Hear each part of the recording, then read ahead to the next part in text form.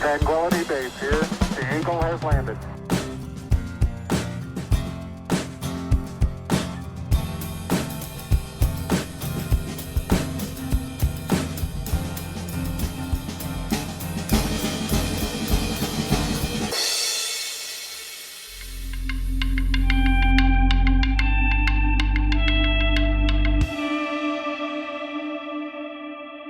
Hello, and welcome to the Technically Friends podcast, hosted by Harrison Wolf. And I'm your co-host, Timothy Reuter. And now, we're really excited for the conversation today with someone who is technically a friend of both of ours, the unequal, unparalleled Amanda Russo. But before we get to her, we wanted to take a moment to introduce and explain what this project and podcast is really about. So my name is Harrison, and I've wanted to find a way to highlight the amazing people that I've met throughout my life who are, without exception, all smarter, harder working, better looking than me. They're folks with deep expertise in some aspect of the technology industry and who have achieved moderate success in their field. In general, these are people who are on their way up, maybe not the C-suite, but certainly the manager who is navigating their career, the person who you would want on your team to make things happen. And I'm personally sick of only hearing from those people who made it and who really want to hear from people who are still dealing with the challenges of politics, bureaucracy, home life, and other global influences and things going on today. I'm sure you'll get to know Harrison and myself over the next few episodes. A couple of drone nerds with friends from across the tech sector. If we do this right, it will be as if you're listening in on a meaningful conversation between three work friends talking about the more interesting aspects of life. And now, as I said, our first guest is unequaled. She's led some of the busiest media teams at the World Economic Forum. She's been involved in national security, and most recently, a few startups in the not-so-hot topic of crypto. Welcome, Amanda.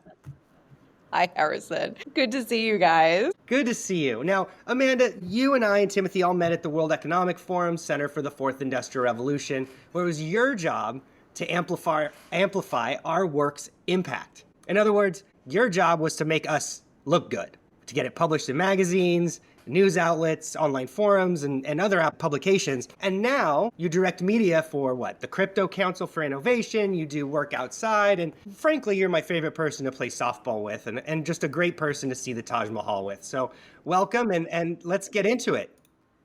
Yes, I am available for any type of international tours, softball leagues, and media relation activities. Those are the three great combo.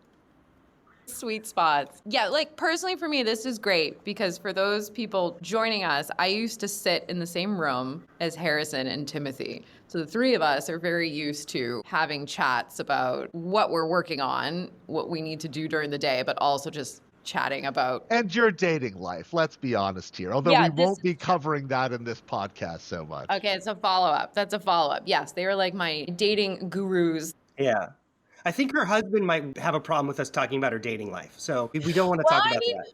Technically, he does owe some stuff to you guys because we did do a wrap-up after a couple of the dates with him, and you guys did help me kind of like piece through some stuff, and you guys were like, no, you actually really like this person. You should really go through. Yeah. I think we did a mind map on it or a vision map, maybe some boards. There were definitely Post-it notes involved, as with all things for work and personal life. Yeah, exactly. It's just pretty normal. It's pretty normal. But yeah, so after the WEF, or after San Francisco, as you guys know, I went to Geneva to run the media content team for the World Economic Forum. And then the past 3 years, I've been here in DC. So it's moved to another new city. And I've been running comms for a trade association called the Crypto Council for Innovation. So started in 2022, right when the market crashed, which was fun.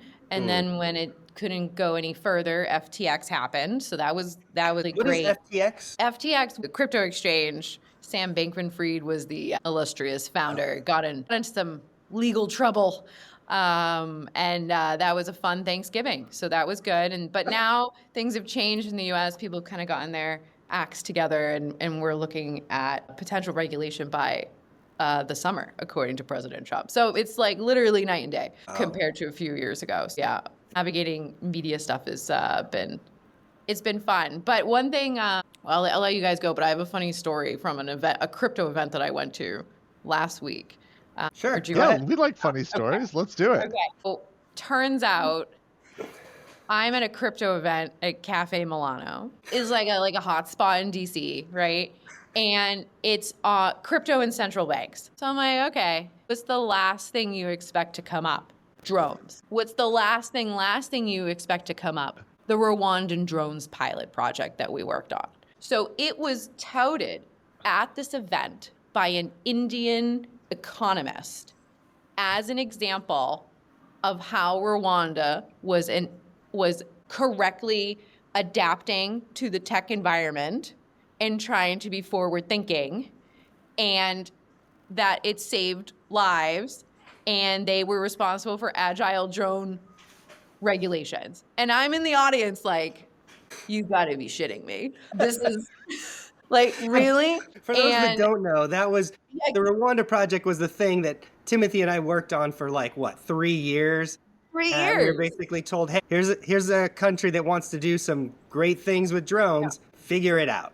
So anyway, back to you. Yeah. Again, you're making us look good, but Well, no, but so this was the thing. This was the big project that we all worked on, and this was one of the big case studies at the WEF of how do you get drones and commercial aircraft to navigate the same airspace. And here we were 3 years later at an event that had nothing to do with drones, but talking about how regulation needs to be agile. And it was used as a positive case study for how this could go. And I went up to the guy after, because I was like, there's just no way that this is happening. And so I went up to him after, and I was telling him about you guys and how I was doing the PR for your project, and this was the thing. And he was like, no way, that was so cool. Like, what a great project. And we heard about it in India with the Maharashtra pilot project that you were working on. And I was just like, this is such a cool example of why I love my job, because I'm not a drone expert. I was never going to be a drone expert.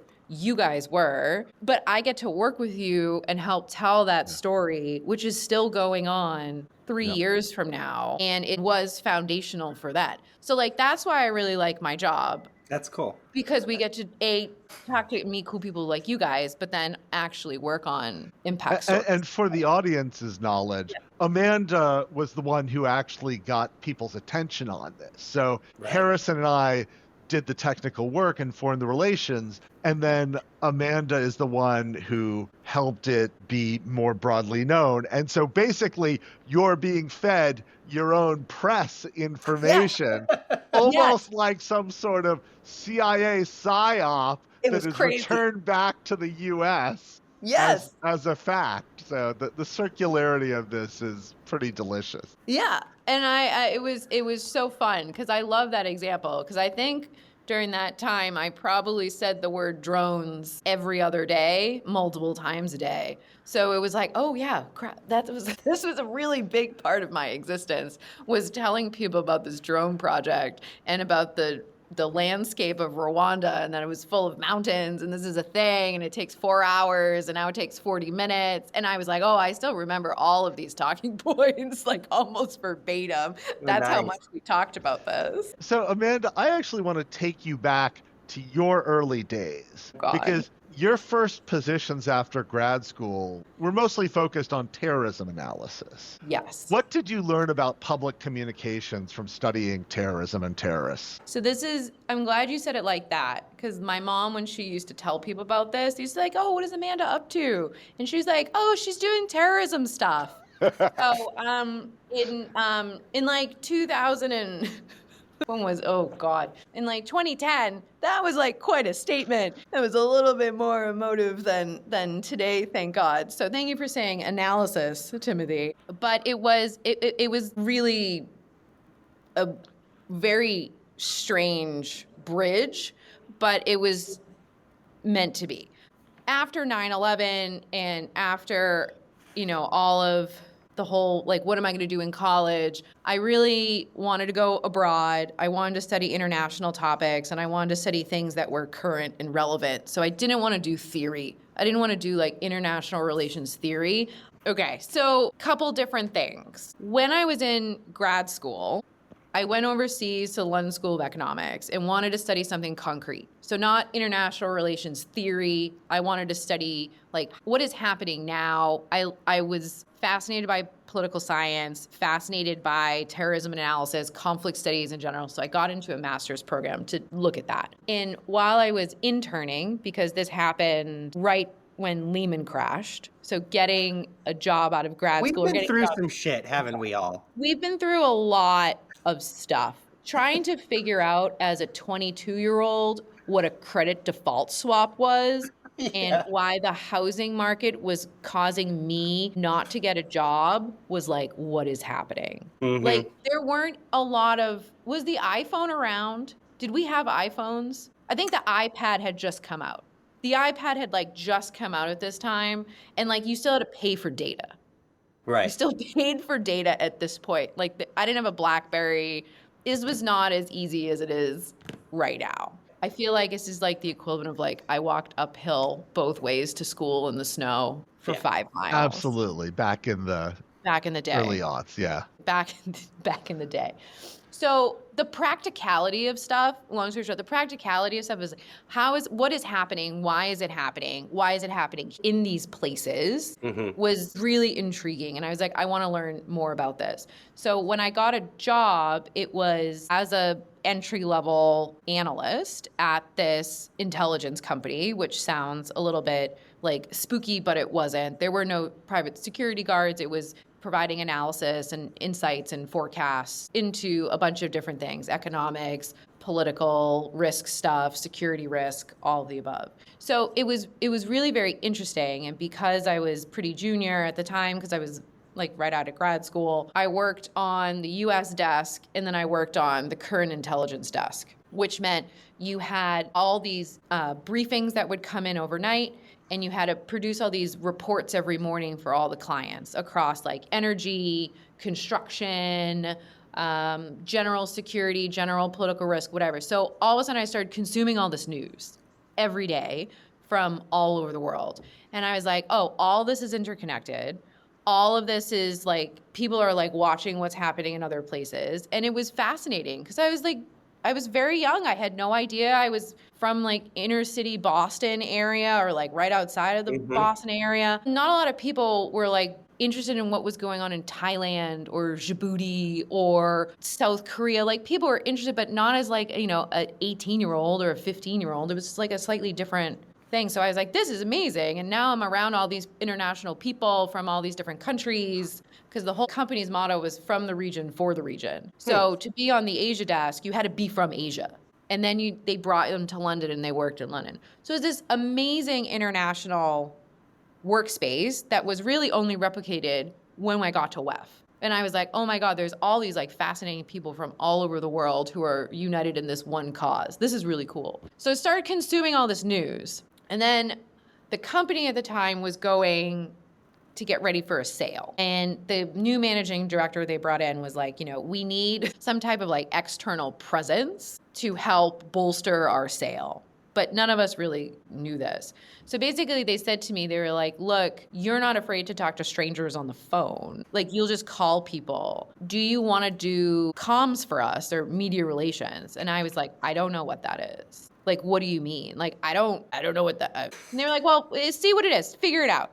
We're going to give you like a list of people, and like your job is to like get people on TV. And I was like, all right, well, sure. I was like, if you guys are okay with me trying it, I'll try it. But like, that wasn't really my goal. It wasn't like my objective of like, this is what I'm going to do. At the same time, in the back of my head, I was like, well, what do I want to do?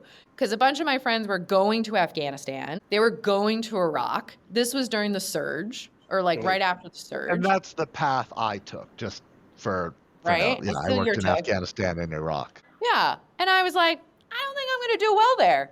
I don't think that's for me. And like, how am I going to say to my mom, hey, Mom, by the way, going to go to Kabul? Like, she'll like lose her mind. So I was like, I don't think it's for me. I don't want to go home. I don't want to go back to the US right now. I'm loving Europe. So I was like, I'll try this thing. First day on the job was the Arab Spring. So like the Tunisian fruit seller or vegetable seller lights himself on fire, and everything starts going crazy. And I knew all of the people who were on the different desks, and I knew, because I worked with them on the current intelligence side of stuff, I knew like, okay, Zainab does this. She's from Iraq. Her specialties is this. This is what she kind of thinks. this is Faisal. He's from Lebanon. He looks at this type of stuff, blah, blah, blah, blah, blah, blah. And overall, like, it was translating what they were saying to different clients for what we could say publicly. So, like, I would cold call journalists, like on a list that someone gave me on Microsoft Excel, from where, don't know. And we'd be like, hi, do you guys need someone to come on the news tonight to like talk about what's happening? And this was when like you would still call people, because this was what, 2011, 2012, something like that? I forget exactly when the Arab Spring was, which is bad. I'm going to say 20. We won't quiz you. It's okay. Okay. Where you would have to still call people and pitch them over the phone. So they're like, who do you have? And I'm like, oh, well, whatever. And they'd be like, some of them said yes. And I was like, So like, you got to go on CNBC. They seem very interested to talk to you for what's happening. And they were like, okay. So let me just jump in. How is that different from today? Just real quick. Like you say. Exactly the same. Is it? Because you said, oh, that was when you call people. And that's what you did to get us out there, right? Yeah, you it's the same thing. It's the same thing. It's like, hey, here's what's happening. Do you want these people? But now, unless there's so many people and there's so few journalists, like cold calling a journalist. You got to build a relationship. Yeah, I'd prefer to build a relationship first so they know who we are. And like, this is what we do. So that way, when I do text or I do call, I know I'm not interrupting their day and they know who I am and they're going to take my call. Because some people, they just have so much, reporters have so much to do and there's so few of them now that I'm just hyper conscious of their days, and getting a cold call maybe from someone for something that's not really urgent. Like, we're not working in an Arab Spring situation. Like, maybe if there was a really big crypto crisis, I could call people who I don't know to say like, look, hey, this is what we're saying. Like, this is why we're saying it. Let me know what you need. But it's a really quick call, and you always have to like have the rest of the info ready to go on like text or email for them. It's not like, oh, I'll follow up in a couple days or something like that. It's like, nope, here you go. Take it and go. So yeah, it's changed a little bit. I do miss having a desk phone. That was great. And you could actually like call people and like get calls in. I'm really old school. I miss a desk phone and Blackberries. Like, if I could have that again, that would be really good.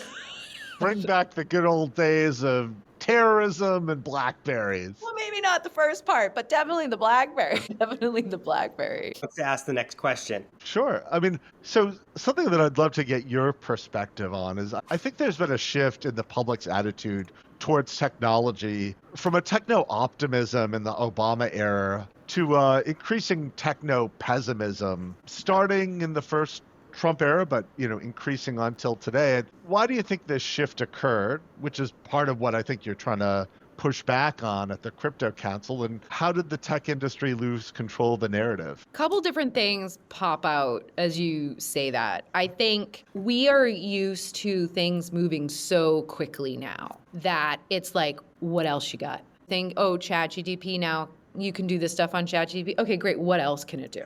So whereas before it was like, wow, this is an iPad. And like, that was it for a little bit of time. The spacing between launches and trying to keep up with stuff is now at breakneck speed. So some of the other folks that I've worked with in the past are now saying that you can't have a separation between your product team and your sales team and your comms team. So before you could have people doing all those different things. But because of the speed of what's happening, you have to have those people embedded with the product guys and gals, because otherwise you're going to miss a bunch of different updates and you can't miss them anymore. It needs to be at the pace of the news cycle and at the pace of the social media cycle now. So that is one thing that I think has led a lot of people to get a little bit impatient to say like, okay, well, what do you got? Like, why is this taking so long? When we did this I love a little bit of context. We did this really long thread about how long it actually takes tech to develop. So the first time, I think the first TV broadcast of sports was, I think, 1946 World Series. Like, that was the first time you could see a baseball game on TV. Maybe it wasn't 46, but in the 40s, okay? People didn't have TVs in their homes until the 70s, like en masse. That's a long time. Like, the first digital camera was like the size of a toaster in the 70s. And it didn't come in our pockets until really the iPhone. Like we had digital cameras, we had stuff on there, but I had like a Motorola Razr with like 5 megapixels, and I was like living large with 20 photos at a time on my phone. So I think it's been such a quick pace of scale that people have just become impatient more frequently. So I think that's what it is, because we can do some really cool stuff. Let me quickly. actually push you a little more on this. Yeah, let's do It's it. a topic I I'm very interested in. miss this so much. I mean, I think, impatience is definitely part of it, and we've just been through a lot of cycles. But I think we've gone from a time where people were excited how Facebook, really was connecting us. And suddenly I could find all these friends who I'd lost touch with from high school to now, AI is going to steal all of our jobs and take away all of our agency. And I mean, I don't agree with that assessment, but I think people now feel that technology actively does harm in a way. And I guess, how do you, to bring it back to your lived experience, how do you push back on that, say, in the context of crypto, where the narrative's gone back and forth from this is really going to empower individuals to, this is a land of scams. So how do you try and get ahead of the narrative and think about how that narrative has changed in the context of your work? I think if we look at it from a crypto perspective, the big thing is regulation. Smart regulation is supposed to help protect people and build confidence in tools. And to give people some guideposts that say, like, if you play outside of this, rule book's off. We can't help you. But if you do, this is what you're going to get. And we're going to try to help make sure what people offer is what consumers are getting. So that's really what we've been trying to push for in the crypto industry, is to say, look, we've got publicly traded companies here. We've got a lot of legitimate businesses who want to offer this product as a service. There's a demand. There's something like 20% of Americans have used crypto at some point. That's a lot of people. Yeah. So there's a groundswell there that is not just going to go away. So how do we protect these folks and maybe speed up our banking system in the process? Like, why do things take 2-3 days? Why is the cost this cost? Is there any way, now that we have all this extra new technology, to make things move at the speed of an email versus what we had in the 90s? So it's a forcing function. So that type of regulation piece that we talked about at the WEF, it's still talking about now, is not the be all end all, but is one thing people can do, because there is a lot of harm here. And I think the social media stuff is a really interesting point, because social media has been around for a long time. And I don't think we have lots of regulations around that at all. They haven't been able to figure out how to do that. So there are a couple of bills that almost got a lot of traction last year, like the Kids Online Safety Act. So it does come up every now and then, but there hasn't been a, end result yet from a regulation standpoint. In a way, I guess, if you were thinking of an analogy, is it's sort of like when you're going skiing and you see signs that say, hey, this is the slope, but if you go over here, we're not going to come rescue you. You can play over there, but don't wait for us to come rescue you. You're going to have to find your way back. Yeah, it's like you can do whatever you want with cash. Sure. People do bad things with cash all the time. Like, we used to see a whole bunch of, that's how people worked in the black market. It was cash, right? Now the funniest thing about this whole thing is people say, oh, crypto is used by criminals. Why, if I was a criminal, would I use something that I could be tracked and traced with eventually? Like, there is a digital footprint with whatever we do online. No matter how many things you can mix it around, whatever, you could, if you spent enough time and you had enough resources, things can be tracked down, things can be found. Sure. So that's what's happening. Like, we've seen press releases and stuff from the Department of Justice that basically said, well, thank God these guys used crypto because we found that. And it's easier to find stuff and to get back ransoms and all this other stuff in crypto than trying to track down a suitcase full of cash. Yeah. But we want to make sure that, from a crypto perspective, that the consumers who are using this stuff are not getting scammed and they're aware of scams, just like you see on Venmo or Zelle. There's a thing of hey, do you know this person? Hey, FYI, this is a thing. So we just kind of want to bring up consumer awareness, because it's still new here. You can't go buy groceries with crypto in the US. You can in Argentina. You can in Vietnam. But like in Vietnam, 70% of the people don't have bank accounts. So like they're going to have new things. Like that's what we talked about at WEF all the time is the leapfrogging. You don't need, like a bunch of countries didn't do landlines. They went right to cell phones. Right. So I guess like taking a step back, you're often behind the camera, right? Not in front of the camera. This is somewhat of a different role. It's a new thing. Yeah. You're doing great. Just want to know. But I remember like a big part of your expertise is actually preparing other folks for media interviews, for speaking to the public. And I'm just wondering, how do you prepare someone for that? Like, how do you approach that situation? I think folks coming up in your industry might be really interested to hear how it maybe differs from preparing yourself to preparing others. And I think I've been very successful in being in front of the camera because I had that time with you at the WEF. And so, I was just wondering if you might share some tips or thoughts on that, on your approach to that. Yeah, I can send your viewers the invoice after for the time spent.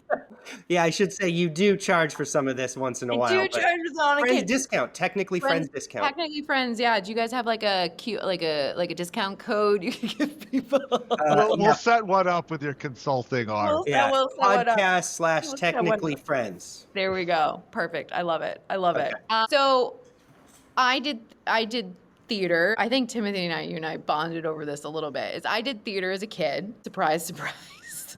And so it's all about presentation. And I think, interestingly, my brother is also in TV. So my brother is writing live TV every week and helping to produce live TV. So there was something in the Russo household that lended itself to this medium for, we don't know why, but here we are. And so it's a cross between giving people entertainment and telling them something they don't know. And the thing that I always tell folks is as you're going on TV or doing an interview, like you and your experience and your knowledge is your superpower. No one else has that but you. No one else has had your experience. No one else has that type of frame of reference. So when people want to interview you, they want to interview you. Like they want to hear what you say. So I view my job is to try to bring out the best in each of the individuals that are going on TV and encouraging folks to be themselves and to try to get to the point as quickly as possible because a news broadcast is very, very fast. Sure. So some of the things that I would pass on to your viewers is like own your own messaging. Like what are the 2 or 3 things you want to say? And I know you guys probably remember some of this, but it's like, if you have 2 or 3 things you want to say, what are they? Write them out before, write them out because we all tend to go long in our heads for what we want to say. But if you had 3 things to say, each under 10 words, what would they be? Write them out. And then when you're going on the program, think about who's watching that. What do they want to know? What are they going to tell their bosses? What are they going to tell their direct reports? What do they want to talk about with their friends and family? Because people just want to communicate on smart information. So it's like, oh, did you know there's like a crazy drone company that's like delivering life-saving blood and like saving people's lives? I'm like, what? Really? What does that mean? How do you do that? So it's a conversation starter. So I'd say start from those 2 things and then just enjoy it. A lot of people don't have the opportunity to go on TV or the Technically Friends podcast. You're the first. I know, it's an honor. It's like have fun, like enjoy your time because, when else are you gonna be able to do this? So don't be so nervous. Yeah, I think there were 2 things that stuck out to me, and you hit on one of them, which was, make sure you have your 3 points well known, what you want to convey, exactly how you want to convey it. Be concise because it's short amount of time. But then the thing that really stuck with me is that you're the expert in the room, right? Like they're coming to talk to you for a reason. And so that really helped me with my my imposter syndrome or the expert. I thought that maybe, this was going to be a gotcha question, right? People aren't there to gotcha. They're there to support the argument that they're putting together. And you'll know if you're there to be the foil, right? To be the bad guy. But like, you're really good at this, right? So how did you, going back, I think to that story you were telling earlier about, going from the terrorism world being asked to do this, at what point did you actually know like, hey, I'm pretty good at this. Like I should keep doing this? Ooh. It's weird because like I have this thing of like, ooh, should I say I'm like really good at something on camera? And I'm just gonna like lean in. We'll say it for Yeah. you. You Okay. are amazing, and we would not have had the success that we had without you being there. Oh, Yeah. God. And the The number incredible one advice and media support. person canceled on us, so we got the number 2 media person, which was you, if that makes you feel better. No, not at all. It's a good question. I'm trying to think if there was a point in time when I thought like, oh, maybe I can do this early on, because I do have a very bad memory. Like once you kind of go back 15 years or so, it gets a little fuzzy. Maybe it was over time. Maybe it was a time you got to a place and you looked around, you're like, how did I get here? I don't know. Definitely at WEF. Like once I definitely got to WEF and so it's WEF related. Sure. It's WEF related. When I was like, wait a minute, I think this is going okay. So after the analysis company did get bought by a company called IHS, which is was a big data and analysis company that it's now been bought by S&P Global into like a mega conglomerate. Mm-hmm. There was a random meeting where the boss I had, his wife was like gonna have a baby in January. The other lady on the team had just resigned, and someone realized, oh, crap, we need to send someone to Davos with our CEO and chief economist. And they didn't want to send someone from the US because of price. So I was in London, and they were like, well, she's the only one left. Amanda, do you want to do this Davos thing? And I was like, what are you talking about? And so like I got a previous comms plan from the person who left. And it was like, well, you're going with the chief economist and the CEO of this publicly traded company to do media for them in Davos. And I was like, okay, I know this is a big deal. Like, I was like, this is a big deal for me. I don't know what this Davos thing is, but I know these other two guys are big deals in the company. I need to figure out how to get this right. And how old were you about? If you don't mind setting the frame, was it like early 30s kind of thing? No. I was like 26. Wow, okay. 27. You got a great opportunity early in your career and you took it and you jumped in. I was like, sure. Why not? Yeah. I always just said yes. Someone just told me, they were like, no matter what it is, you just have to say yes, you'll figure it out. I had a similar like, okay. experience, but yeah, go ahead. Yeah. So I was like, okay, sure, I'll figure this out. Let's go to Switzerland. That sounds fun.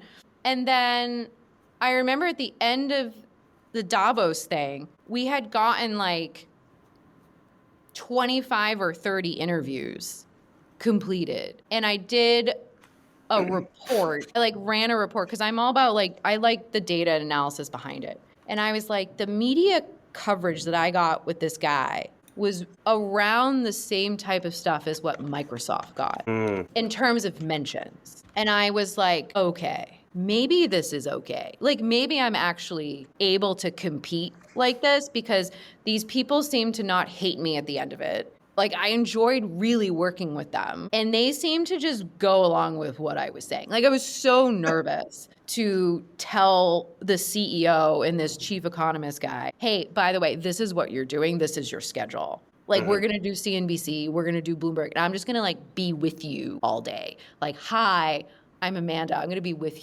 you for like all day and like run you around. And the chief economist, Nariman Baravesh, ended up being one of the great reasons why I am successful at what I do. He was a huge Amanda supporter and just was like, he was later on in his career. And I think he kind of realized if he just like lets me run him around Davos and run him around all these different media organizations, like he's at the end of his career. He knows he can do all this stuff. He was like a seasoned media pro. He was excellent at what he did. He didn't need me, but I needed him. And he knew that. And so he was like, okay, Amanda, whatever you want to do, we're going to do. No matter what country this news outlet's from, if you think it's a good idea, I'm going to agree with you and we're going to do it. And we ended up becoming this like super cool team. And then a lot of other people were like, hey, wait a minute. We want to do that stuff at Davos with Amanda. So at the end of like my 5 years doing this with IHS, I had like 10 analysts who would like jump on the Davos train. And we did like 1 year, like 85 interviews and events within 4 days with all these like people who were like heads of divisions at this publicly traded company where like stuff can go wrong. Sometimes people say really weird things at publicly traded companies, and that's not good. So you had to be super careful, and it had to be targeted, and it wasn't just like a machine gun approach. But I was just like, I really like doing this. I'm learning a lot every day, and I get to meet really cool reporters who are like the best in their game because they're going to Davos and reporting with all these high-level people. So I think that like stuff at IHS was one of the moments where I was like, oh, actually, I think this is really cool. And like some of those people who I met there like came to the wedding with you guys. Yeah. Like they were there, and I've known them for years because we met in Davos, which sounds like the most pretentious thing you can possibly say. But I mean, it really is. It really is. Yeah. It's our life. So let's actually dive a little deeper into your lessons learned. Okay. What do you think you've been doing right career-wise that's allowed you to get to the point that you are, to have the success that you've had? Yeah. And what are a few things that you're trying to do better for the future? You just have to keep going with stuff. So a lot of times people are going to tell you no. Like you're going to pitch stuff, like the drones thing. To get the coverage that we got, for every one person that said yes, I probably had like 15 people that were like, I don't think this is a good idea. But eventually you're going to find someone. So if you like what you're doing and you believe in the project, you just have to keep going. Some things are going to be easier than others. Like Nariman was a great person to work with because he was the chief economist. He knew what he was doing. He talked in sound bites. He liked that collaborative approach. Like he was great. Not everyone is not everyone's written like 5 books on the global economy and stuff like that's a different thing. But you just have to kind of keep on going. You have to just blindly say yes. Like that 100, you just have to say yes and see how it goes and trust that you're going to figure it out, or you're going to ask people to help you figure it out. Because if a lot of times I would talk to different people and say like, look, this stuff isn't working. Why do you think it's not working? What should we be changing? Should I tweak it? Should I not tweak it? And sometimes people say like, we don't know. We don't know. So the other thing is being comfortable operating with complete flexibility and being agile, because everything changes so quickly. You have to be comfortable saying like, yes, I just spent a week on this thing. It doesn't work anymore. Like it's gone. Like I did it, it's fine, whatever. I can't say woe is me all the time. You just have to go. One of the things that I'm trying to do less now is to work less. Because it's very easy for me to just be like, this is what I'm going to do forever. Like, I'm only going to do work today. It turns out for me, that is not the right mix anymore. Like maybe when I was younger. Why not? What changed? I think I'm just getting tired. We're getting older. I'm getting older. But like, I think it's just like, I want to look at other things. Like I want to talk to, I don't necessarily want to just be pitching for like 5-6 hours a day. Like I want to do more strategic stuff, or I want to think about learning other things like different types of SEO stuff or playing around with ChatGPT. Do you want to work less, or do you just want to change the tasks? Everything you've just talked about is work. It's just different work. I guess they're more like passion projects. So like I want to spend more time tweaking around on like ChatGPT to figure out like, can I do other cool things that maybe I'm missing? So I don't view that as like work. Okay. I view that maybe more as like learning. That makes sense. Sure. Learning stuff. But like other things, like before I used to never go to the gym. Like you guys know this. I would not go to the gym. I would not try to take care of myself. And now I'm just like, I need to actually put the phones down. I need to do to my 10,000 steps a day. I need to cook myself a healthier dinner. It's not like I guess what I'm saying is Amanda is no longer an afterthought. That's interesting. Yeah. Because I'm so used to, as you say, and this is partially because I like doing it, I like making sure other people are happy. Like, I like making sure that other people's projects are successful, they're trained up and ready to go, they have all the extra briefing materials, they have all this other stuff, or like I can help a friend do grocery shopping for them if they're out of town or something like that, and like send people flowers. Like I like doing stuff for other people. I like making people feel special, but I realized I wasn't doing a lot of that for myself. And so I'm kind of like rejigging things now to say professionally, like what else can I learn today? How else can I help myself later? Am I going to do my steps? Am I going to hang out with my dog? What's he doing? What does he need? What do you listen to at the gym? Or like, do you listen to anything? Do you listen to podcasts? Is it books? Is it music? What's on your playlist? Is it Backstreet Boys? Going forward, it will always be the Technically Friends podcast, obviously. Of course. Great answer. It's always the cheesiest pop. K-pop? It's in the mix. It's in the mix now. It's in the mix now. But yeah, Backstreet Boys, the only thing I've loved consistently since I've been 12. Backstreet Boys and food and water. Did you go to the New Kids on the Block Backstreet Boys concert?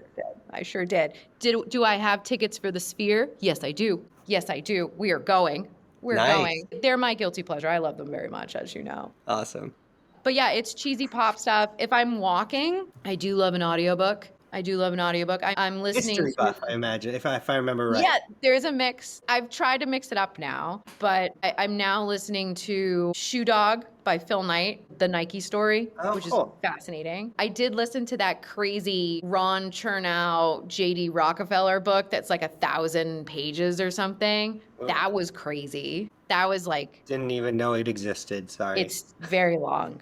It's very long. It was a lot of steps. It was a lot of steps for me and Ron Chernow. Well, I think in your vein, I would recommend the Ulysses S. Grant memoirs if you haven't listened or read those. They're super good. Heard about this. They're supposed to be great. It's good. You wanted to ask something, but go ahead. As I have you. You know, one of the things that I found so interesting working at the World Economic Forum is so many of the rules that I thought were the norm for just how you communicated things or how you worked with people were inverted, you know, especially working with consulting companies. I guess, you know, what did you find different working at the World Economic Forum than working in other contexts? And I don't know, how have your personal beliefs been challenged by what you've seen in the world? Seen at the World Economic Forum or just seen in the world in general? Both. Both. Okay, big questions. I've missed talking to you guys. So the interesting thing about the WEF was twofold. One, people would answer your calls. Yes. They were just like, ooh, World Economic Forum. Okay. Or at least if they didn't like you, they would still be intrigued enough to answer your call. So that made some things a lot easier. Like the media team there genuinely was phenomenal. They had built up a bunch of relationships with many, many major publications, many really just first-rate producers and journalists and stuff. So the credibility was there for a lot of stuff that you don't get at another organization.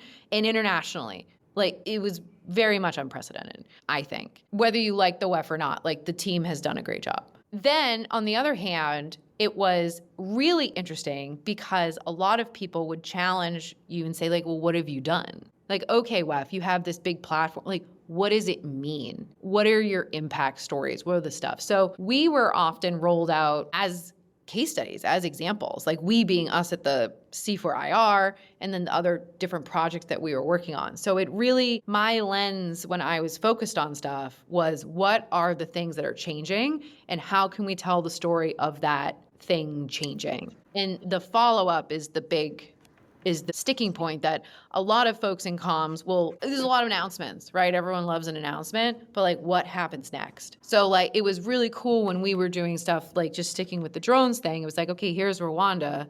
Okay, here's India. And then here's what's happening. Here's what happened with the test projects. Here's why this is important. So that follow through was really, really important because it was like, okay, we'll take your call, but we're not just gonna like run your story just because you're the WEF. You have to still like, yeah, you got over hurdle 1. You still got hurdle 2, 3, and 4 to get through.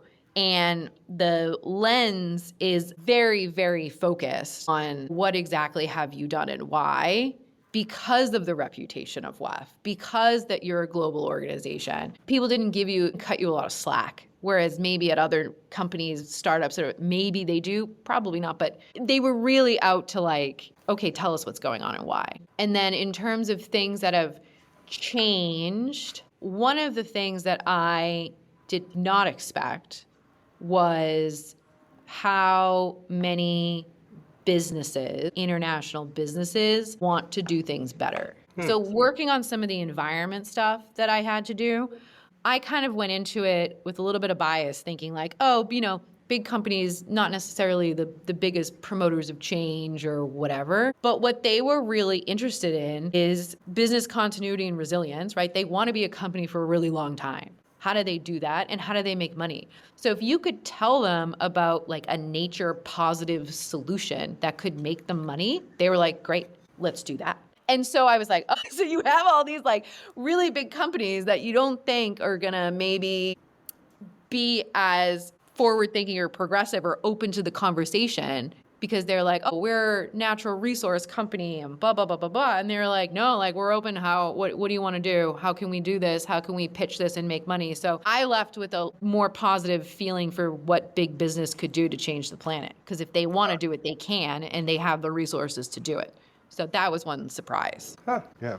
Well, I know we're getting ready to close out, but I actually have one final question that I'm interested in that is just a little bit of a heavy hitter. So I think the brand of globalism and globalization that in some ways the forum stood for is very much under siege, right? I mean, in America, but not just in America, politicians are really turning against globalization. Mm-hmm. And this to me raises the question of, you think that if we just better communicate about global cooperation that we can change that trend? Or sometimes are there just much bigger forces that make the communication strategy not the most important thing? Or how do you adapt when it sort of feels like mega trends are going in the opposite of direction of what your organization stands for or what you believe? I think that so one of the audiobooks I listened to was one of Ray Dalio's many books. And he was, you like him or not, one of the things he said stood out to me was like, it's the same situation, but slightly different. So we're always in a cycle of we hate globalization, we like globalization, we hate, it goes back and forth. As I've gotten a little bit older and have started to think about, I have Potato, well, my dog Potato is sleeping on the floor here. So that's why I'm going like this. Thinking about, what can I do for my family? How do I make sure that they have the best life possible? Like, how many dog beds can I buy Potato? I need more is the answer. You become very hyper aware of your own situation and your own family. So I think people's natural guts are to say like, okay, how can I make sure that my world is good for me and my family? And I think a natural thing is like, you want to make sure that you're good, maybe versus someone who you've never met on the other side of the planet. So it's a very easy thing to say like, well, yes, of course I want to protect my family. And if someone is giving me an option or an opportunity to do that, I'm going to take it. It's not a bad thing. It's just a natural, I think, human situation. But one thing, because I've been very fortunate to work in different places and work with different people, is that everything is connected. Mm-hmm. How the things we have to power our phones are from potentially mines in the Congo. Like all the different supplies that are coming in from around the world, like where's the water supply coming from? Probably not the state of California. It's coming across borders from somewhere else, or other way around. Like maybe Nevada is supplied partially by water in California. So it's no matter what you do, you cannot live on an island. So talking to people and coming to speak to people where they're at becomes more important than ever. Because a lot of people are up for whatever. We saw how everyone kind of banded together during COVID when people were explained, like, we have to stay home for right now because of XYZ, because it will help save people's lives. It's going to suck, but we have to do it for right now. Everyone did it. Everyone was like, we don't like this. This is terrible. But people understood and they did it. So people genuinely want to help all the time. They just need to people need to help communicate what that means, and just to make sure that people feel okay with the decisions that they're making and giving them the